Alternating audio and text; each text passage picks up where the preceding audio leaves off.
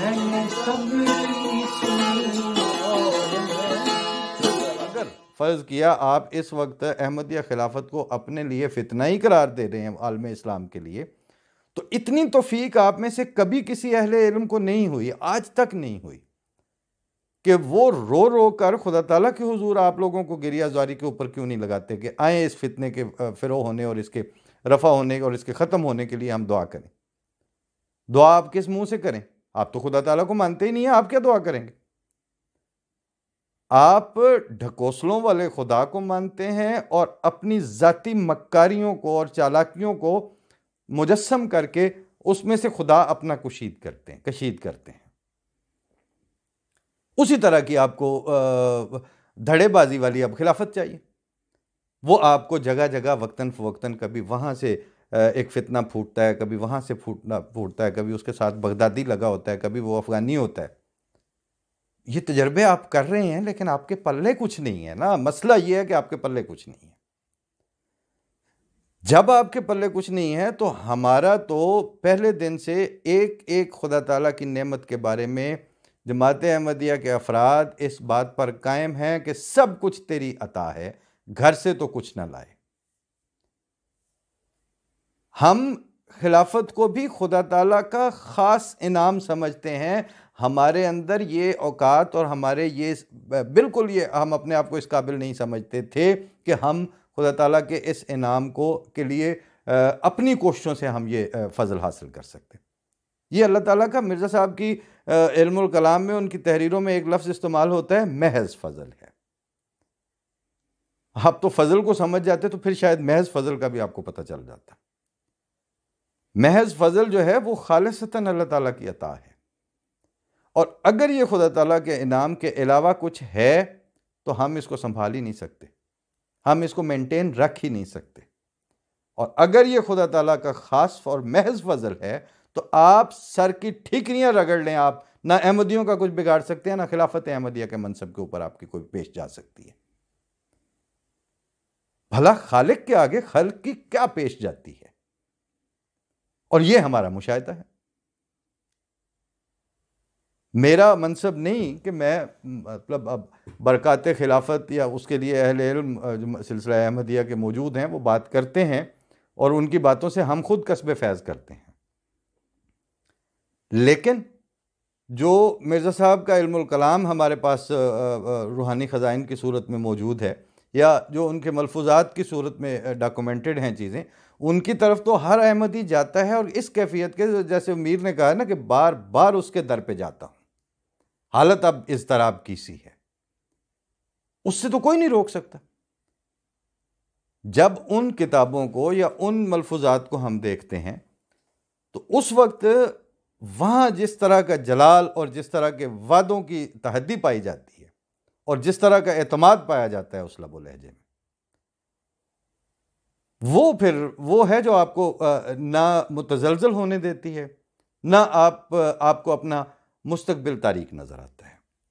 بلکہ اگر سچ پوچھیں اور حقیقت حال اور احوال واقعی کی طرف آئیں تو ہمیں صرف اپنا فیوچر نظر آتا ہے، اور ہمیں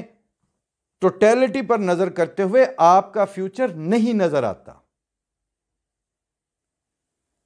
اگر آپ کا فیوچر، میں نے یہ آج کی بات نہیں ہے، اسلام آباد میں بیٹھے ہوئے تھے قائد اعظم یونیورسٹی کے ہاسٹل میں، وہاں پر بھی یہی بحث چلی ہوئی تھی۔ او جی مرزا صاحب تے یہ تے تہاڈا اپنا خلیفہ تے میں کہا تے ساڈا ہی ہونا ہے، ہن تہاڈا تے اسی کتھوں لے آئیے، تہاڈی کی خیال ہے کہ تہاڈے ختم نبوت دی کانفرنس چوک کے بنا لئیے، بندہ تے ساڈا ہی ہونا ہے۔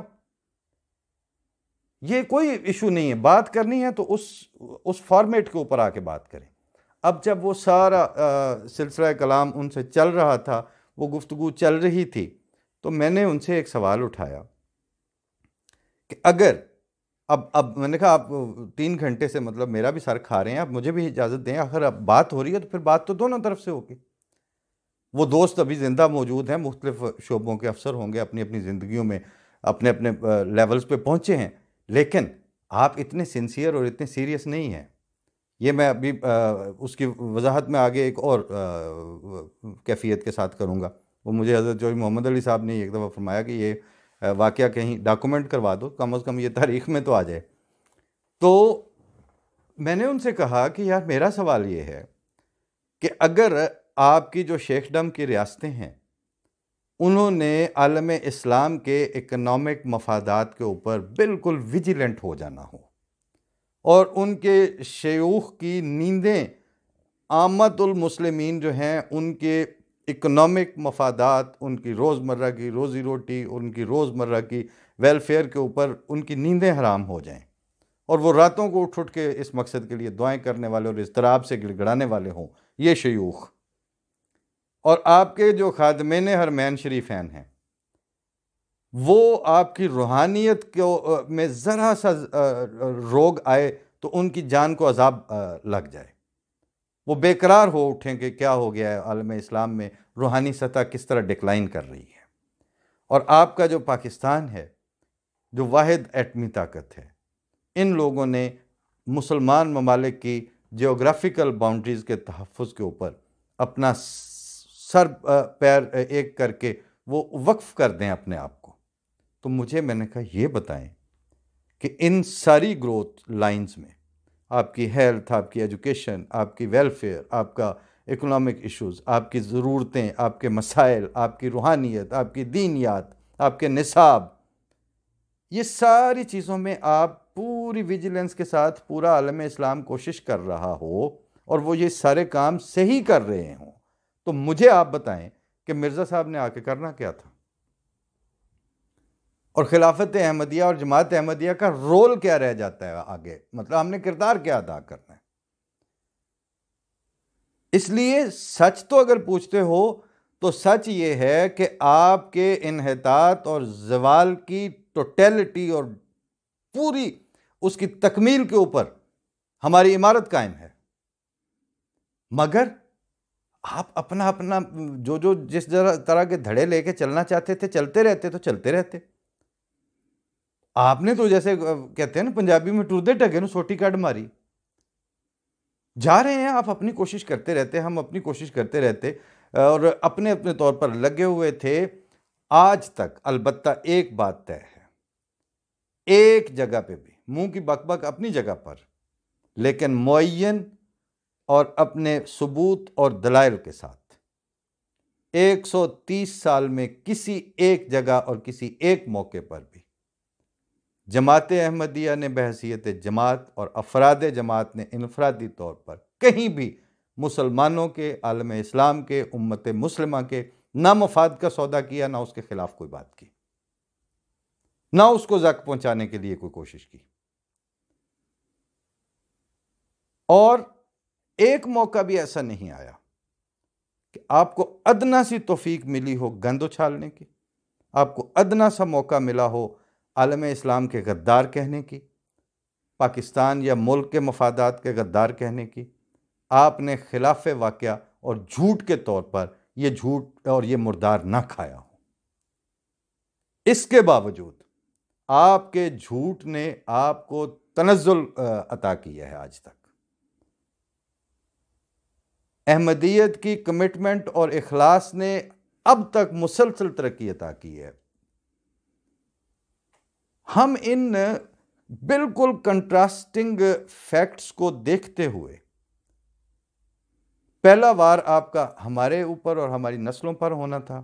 ہم آپ کے اس چورن کو ظاہر ہے کہ نہیں خرید سکتے۔ نہ صرف یہ کہ خرید نہیں سکتے بلکہ آپ پہ ترس آتا ہے کہ آپ کس حالت کو پہنچ گئے ہیں۔ اگلا سوال آپ کے اپنے آمد الناس، وہ ہمارا وہاں پہ ایک صحافی دوست ہے، اب بھی پی ٹی وی میں اچھی سینئر حیثیت سے ہے، تو اچھی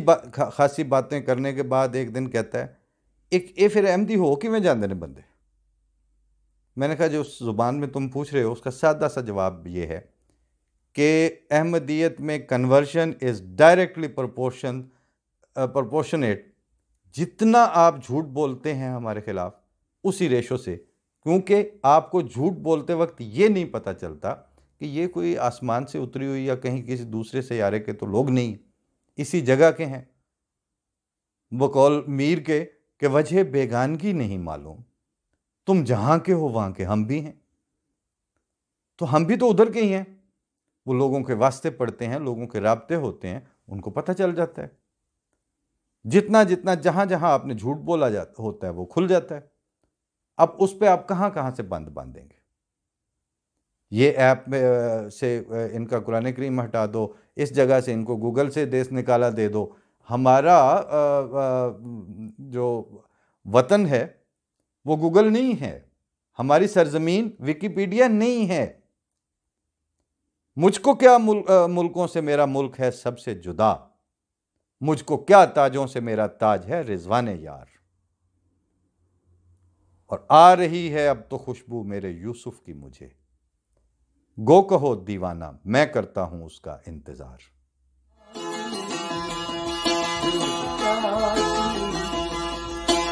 گئی